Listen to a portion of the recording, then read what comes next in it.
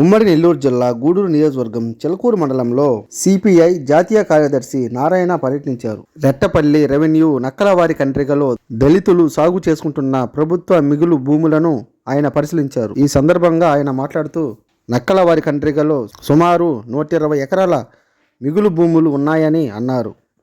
సుమారు 68 ఎకరాల భూములను దళితులు గత 50 ఏళ్లుగా సాగు చేసుకుంటున్నారని, టీడీపీ అధికారంలోకి వచ్చాక కొంతమంది నాయకులు దళితుల భూములు లాక్కునేందుకు దౌర్జన్యానికి పాల్పడుతున్నారని అన్నారు.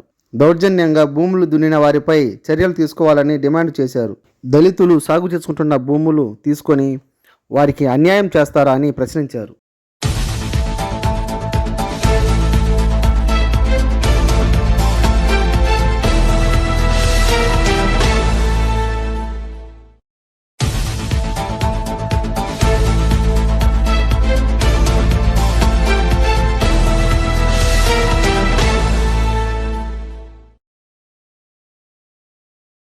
ఈ చిలుకూరు మండలం నక్కలవారి కండ్రిగ, ఇది మిగులు భూములు.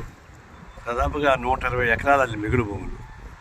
దానిలో 68 ఎకరాల దాకా ఎస్సీస్ ఇక్కడ ఉన్నటువంటి రైతు పనులు చేసుకుంటారు.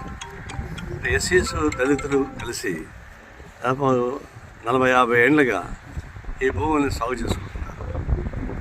ఇప్పుడు టీడీపీ ప్రభుత్వం వచ్చాక ఈ టీడీపీ వాళ్ళంతా వచ్చి ఇవన్నీ దున్ని ఇవన్నీ మీకంతా తలా % ఇస్తాం, మీకంతా మేము తీసుకుంటామని చెప్పేసి దౌర్జన్యం చేస్తున్నారు. వాళ్ళకే సంబంధం?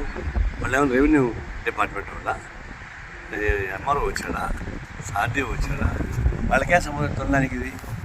ఇదే చట్టవిరుద్ధంగా దున్ని వాళ్ళు మొత్తం అరెస్ట్ చేయమని కోరుతా ఉన్నాం. అందులో దళిత భూములు లాక్కోవడానికి వాళ్ళకే హక్కు ఇచ్చారు. ఒక్క రాజులంత పతాల్లో ఉంది, ఎంజాయ్మెంట్ రైట్ ఉంది, భూమి హక్కు వినియోగం చేసేటువంటి హక్కు ఉంది. అందులో దళితులకి ఉన్నటువంటి అనుభవిస్తున్న భూమిని లాక్కొని మీకు 10 ఇస్తామని చెప్పేసి అంటే మా భూములు లాక్కొని మాకు దానం ఇస్తావా? ఎంత పొగరాయి మీకు అసలు?